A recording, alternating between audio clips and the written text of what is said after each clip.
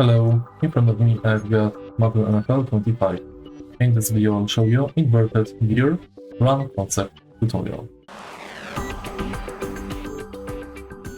In the beginning, let's go to Run Concepts.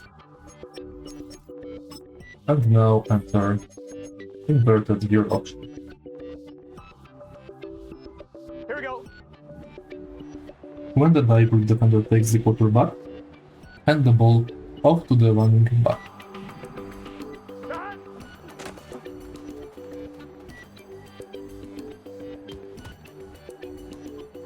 Here we go. Start.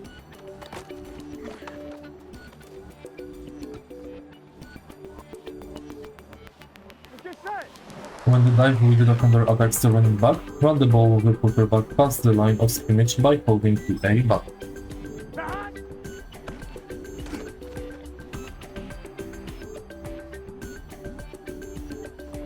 Here we go.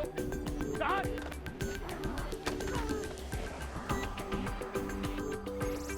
And that's basically it. If you find this video helpful, please leave like, comment and subscribe.